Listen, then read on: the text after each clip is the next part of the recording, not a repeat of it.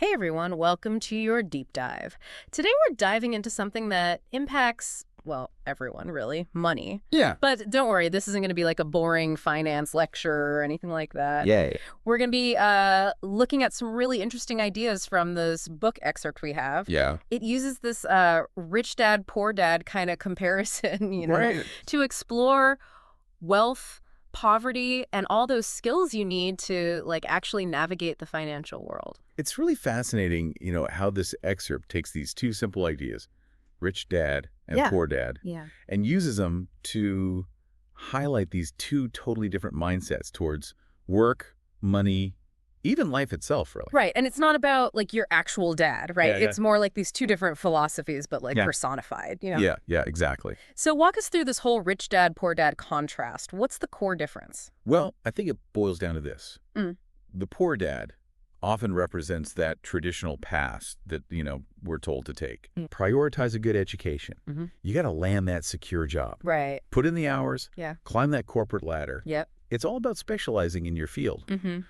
But the rich dad, he encourages a totally different approach. Yeah. Right. It's all about entrepreneurship, developing a wide range of skills, and really understanding how money works. So it's less about how much money your dad actually had. It's more about the money mindset you were like exposed to You got it. growing up. Yeah. Right. That's it.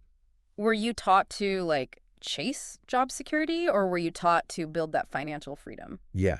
And you know what I find so fascinating? The excerpt actually uses that line from Jerry Maguire, Oh, yeah. show me the money. Classic. Kind of illustrate this. Okay, yeah, I can already tell where we're going with this. Who hasn't yelled that at the TV at some point? Right. But what's like the deeper meaning here? Well, the author's challenging us to take it a step further and ask ourselves, show me the money for what? Oh. Like, what's actually driving us to work? Are we just, grinding away autopilot? Or are we like strategically working towards a fulfilling life, right? Yeah. And that fulfilling life, probably needs financial security. Yeah. And that, surprisingly, might not be found down that traditional path we were talking about. Yeah, that's a question everyone should ask themselves, really, like no matter where they are in their career. Absolutely. And it reminds me of that point about job security, or the kind of the illusion of it. Right.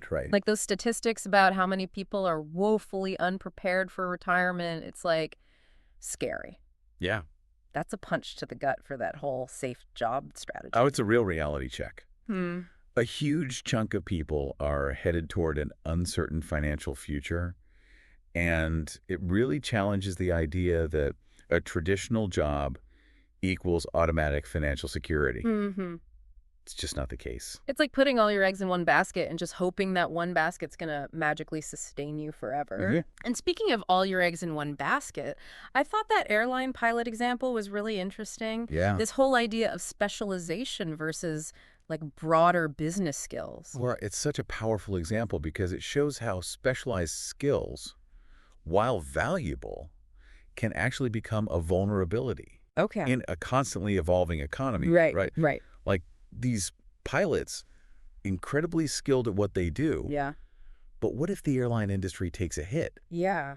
That expertise might not easily translate to other fields. Right. It's like being a master at a video game that like nobody plays anymore. Exactly. You might have those mad skills, but are they really applicable in the real world? It's like you wish you could cash in those high scores for some real-world benefits. Right. Exactly. And I think that's where the whole rich dad philosophy comes into play. Okay. It stresses the importance of those transferable skills. Yeah. Those things you can take with you wherever you go. Managing your cash flow, understanding how systems work, or effectively leading and inspiring people, Mm-hmm. These skills are like gold in any industry. Yeah. Yeah. So we're talking about building like a more, adaptable skill set. Yeah. Skills that can kind of weather any economic storm, right? Absolutely. And that kind of leads into what the author says is one of the most crucial skills for anyone, no matter what your job is, sales and marketing. That's right.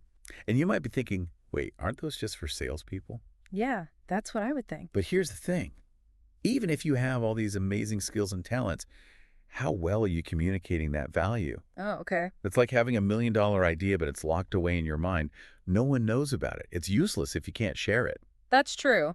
And I think a lot of times we underestimate the importance of effectively, I don't know, selling our expertise, Yeah, our ideas, even just our perspective. that's true. Whether it's like pitching a business idea or interviewing for a job, or even just trying to convince your friends to watch a documentary you loved, it's all about that persuasion. It is. It's about influence. Yeah. And the author, he really drives this point home with a story about an artist, this talented artist. Oh, yeah, I remember this. He inherits all this money, right? Thinks, this is it, my big break. Yeah. So he pours it all into one expensive advertisement, Yeah.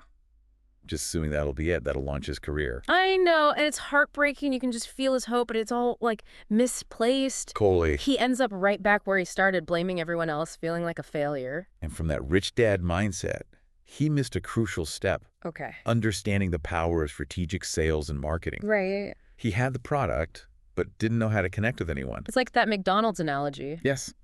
Even if you think McDonald's is just, like, okay, you can't deny their marketing geniuses. Oh, for sure. Global brand, you see those golden arches. You know what it is. Right. It makes you look at it in a whole new light. Totally. Yeah.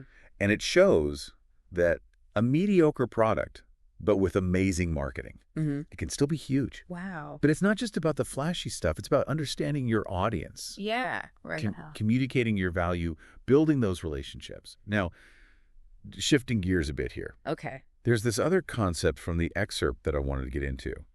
This idea of giving as a key to financial success. Okay, I'll admit, that one threw me off a little bit at first. That's It right. seems kind of counterintuitive, right? Like, Yeah. shouldn't you focus on making money and then think about giving back? That's how we're usually taught to think, right? Right.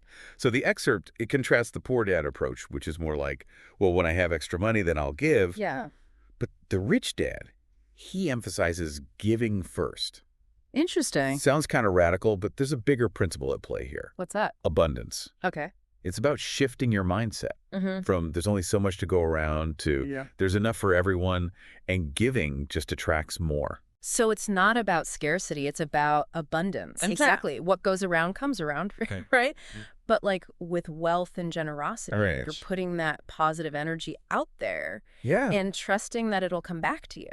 And the excerpt even connects this idea to like those big philanthropic organizations, Yeah. you know, Right. like the Rockefellers, the Ford Foundation. Right, right. These weren't just built on a ton of money. They were designed to give back constantly. Wow. So it's almost like a reinvestment strategy, Exactly. but for abundance, not just like financial returns. I love that. It really changes how you think about giving, you know? Yeah, definitely. It's not just about that year-end donation. It's part of everything you do. It's like woven into how you operate in the world. Exactly. Man, this deep dive has been full of like really thought-provoking ideas, makes you rethink work, money, even just giving back. Absolutely. If there's one thing I hope people take away from this, is to think about how you can be a student and a teacher.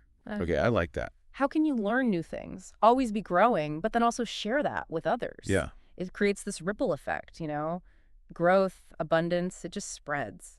It's a good reminder that we all have something to offer. We do. And the more we share it, the richer we all become. And not just like our bank accounts, but in every way. I love that. Well, thanks for joining us for this deep dive, everyone. Until next time.